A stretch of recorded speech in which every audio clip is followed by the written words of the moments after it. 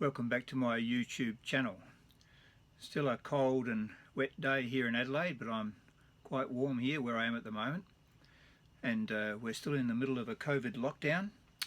And I was thinking, what a better time when you are locked down and you can't go anywhere than to pick up a good book and start to read it. So it started me thinking about doing some more book reviews on this channel. I've done a few, and I thought of one today that I might share with you. And it follows on from a post I did, a video on the it was the 14th of May this year actually, and it said, are you a bird photographer or bird artist? What do you like the most? What's your thing? I like both bird art and bird photography, and I alluded to a few different books that I had on bird photography and bird art actually. And one of the books I mentioned was the Birdman's Wife, about the life of Elizabeth Gould. I'm going to talk to you about that in a minute, but I'm intending to do some more reviews on books, and just to encourage you to read actually, because I don't do enough of that. I've got so many books and I'll never read through all of them. Here's one that I might do a little bit of a review on sometime down the track. It's called Burra Boys. Burra Boys will be boys. I do voluntary work in a nursing home, and there's a wonderful man there called Kevin Kokoschky, who is the author of this book. He has an Order of Australia award. He was very involved in Radium Hill, which was a mining town in South Australia, and a lot of controversy there. And he did a lot of work in that area, and he's written quite several books. And I do love local books written by local authors. And he grew up in Burra, which was a mining town. It still is. Well, it's not mining anymore in South Australia. It's a wonderful historical place. And this is about his life as a child growing up in Burra. Some of the early residents of Burra actually lived in dugouts on the side of the Burra Creek. And he, in his early childhood, lived in a dugout himself. And it's a fascinating book, but I'm going to do a review of that one a bit later on. Wonderful man. Great memory. Also, this one I got hold of a little while ago, and I'm reading it at the moment. I haven't got too far with it. It's quite a very heavy volume. It's a big, solid book. And it's Frank Hurley, A Photographer's Life. He's probably one of the most well-known older Australian photographers, pioneering photographers, who had a famous expedition. He went with Douglas Mawson to the Antarctic many years ago. That's him on the front there taking photos in the Antarctic. And he's an Australian legend in Australian photography. I have some of his books. I'm going to, when I've finished that, I'll review some of his work. I've got some other of his books that he actually did himself, but this is about him. So that's Frank Hurley. So watch this space for that one. And then, so that brings me back now to The Birdman's Wife, Elizabeth Gould. Here's one of a book I have of some of John Gould's paintings. And this was the birds of Great Britain actually. It's not the Australian one. He was famous for doing lots of stuff in Australia on Australian birds and parrots, and even one of our finches, the Gouldian finch, is named after him. But this was put together by his granddaughter, Maureen Lambourne, I think her name is, and she's done quite a few of these bird books. But a lot of the illustrations in this book were done by Elizabeth Gould herself, because John Gould himself, he was a great businessman. He wasn't necessarily such a great author. So this book came out a little while ago called The Birdman's Wife by Elizabeth Ashley. It's not full of illustrations. It's a story told in the first person, as if we are with Elizabeth herself. Elizabeth Gould herself, written by Melissa Ashley. I'll just read the and I'd encourage you to get hold of this if you're interested in these sort of things. I'll read a little bit from in the front cover on here, and about what the book's about, and then I'll just read some extracts. I'll do a little bit of a reading from it just to whet your appetite. Okay, so this is the Birdman's Wife by Melissa Ashley, an Australian artist, author, and I'll just read from inside the cover. It says this: artist Elizabeth Gould spent her life capturing the sublime beauty of birds the world had never seen before, but her legacy was eclipsed by the fame of her husband, John Gould. The Birdman's Wife at last gives voice to a passionate and adventurous spirit who was so much more than the woman behind the man. Elizabeth was a woman ahead of her time, juggling the demands of her artistic life with her roles as wife, lover, helpmate and mother to an ever-growing brood of children. In a golden age of discovery, her artistry breathed wondrous life into hundreds of exotic new species, including Charles Darwin's famous Galapagos finches. In The Birdman's Wife, the naive young girl who falls in love with a demanding and ambitious genius comes into her own as a woman, an artist and a bold adventurer who defies convention by embarking on a trailblazing expedition to collect and illustrate Australia's curious bird life. In this incredible portrait, an extraordinary woman, overshadowed by history, steps back into the light where she belongs.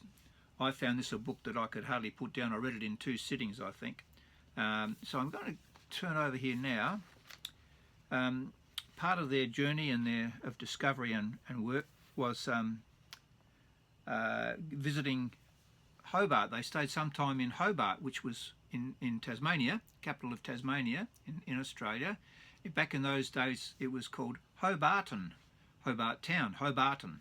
And she spent some time staying there with her husband, and they were guests of, who was it? It was Lieutenant Governor John Franklin and his wife.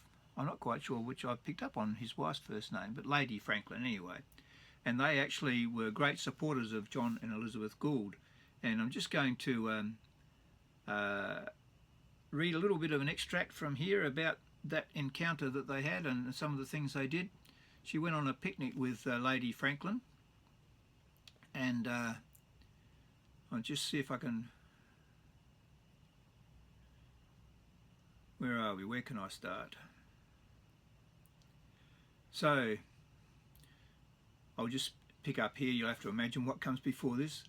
And she's talking about her husband. John removed the straw from his lips. I'll open the window. He kissed the top of my head as he placed an egg near my easel.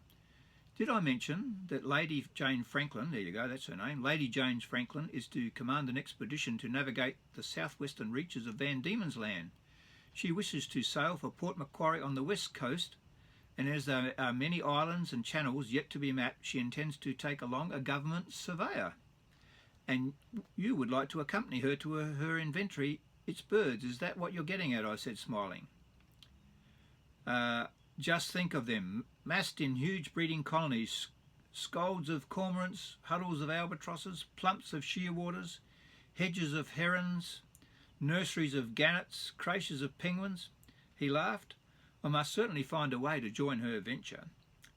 I am curious to meet the governor's wife. She is said to be a true friend to science. Indeed she is. Lady Franklin has laid out her own funds for the expedition, said John. Did you know that she has been expecting you to call on her? He put down the nest. Let's bring a bit more light back on the subject there. He put down the nest that he had been examining and came to the window. Maybe we should break for lunch. Get some air. You look a little green. I had no idea. Are you saying that I'm to introduce myself? Is that quite proper?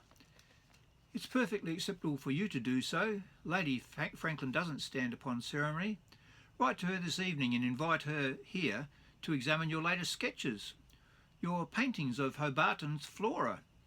She's inordinately fond of gardening, and let me remind you, if you wish to be successful in this endeavour, it's up to us to dictate terms. We can't very well wait around for patrons to come to us. Artists of the day relied on rich patrons to fund their work.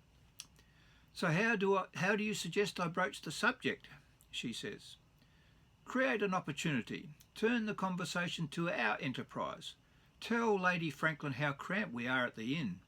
Make her aware that we had only intended to stay here a few weeks and need more suitable lodgings. I will do what I can, I said, though you are the one gifted in negotiation, not me.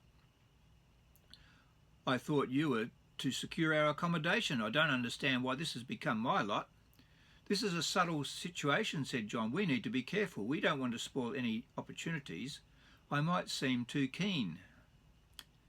But I don't know Lady Franklin's taste, and I'm unsure how to tailor our case. It's difficult for me to agitate like this. You must be aware of the position you put me in. I have every faith you'll come up with a charming letter. I know how hard it is for you to be unsettled here. When with a more permanent place to stay, you'll feel better. You only need to be yourself. That's reassuring, I said. Don't misunderstand my concerns. I'm much intrigued by what I've heard about Lady Franklin, and I do look forward to making her acquaintance. I sent a message to Government House inviting Lady Franklin to the inn to view my sketches of Hobarton's native plants. She wrote back suggesting I bundle them into a cloth and meet her for a ramble through the Botanic Gardens. She had a fondness for picnics. If that did not suit,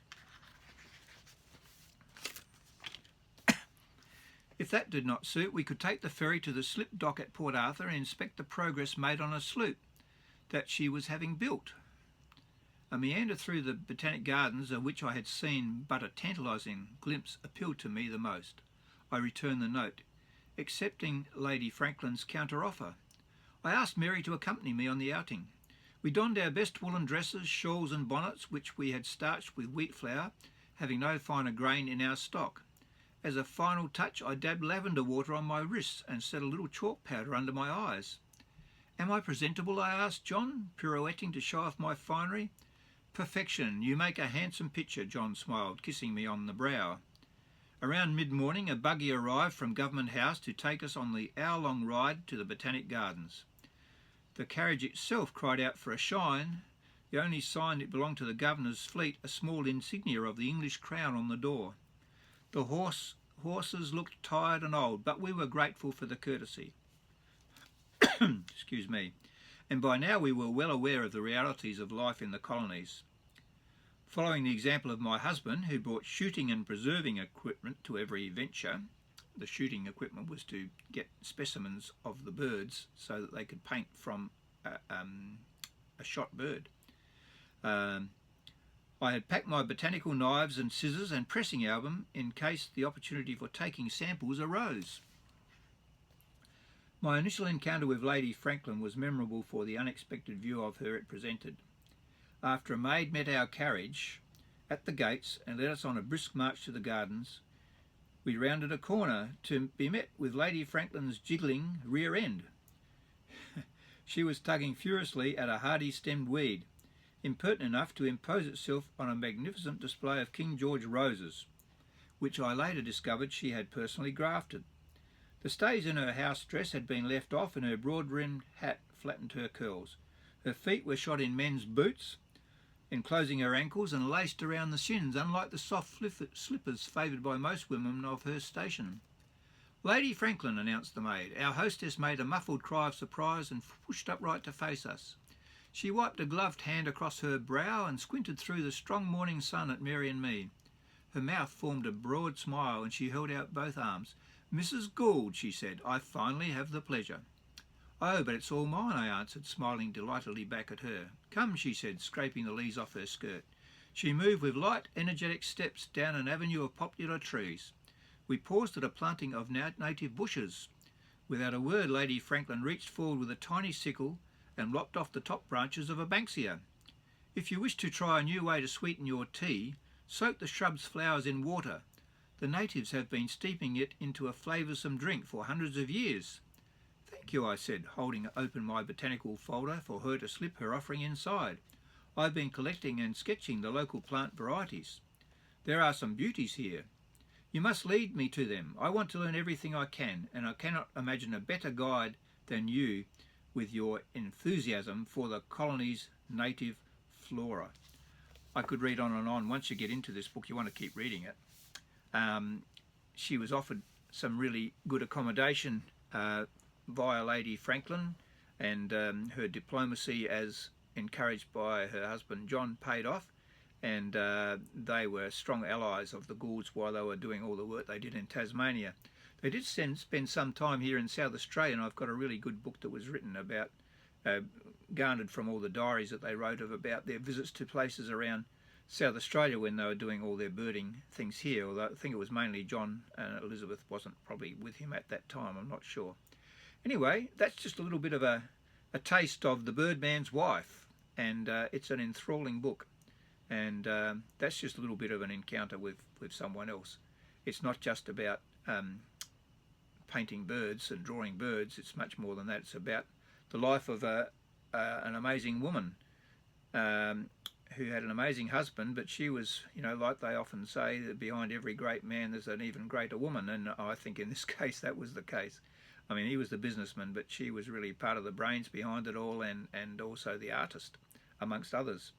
So I'm going to put some links below to a post I did on this on my blog, and also the video that I was talking about earlier about are you a bird photographer or bird artist. So thanks for watching. I hope you found that interesting, and look for some of those other book reviews I'm going to be doing in the near future, because I have a room full of books here as well as a room full of cameras. So thanks for watching. Like if you like, subscribe if you wish, and I'll see you next time.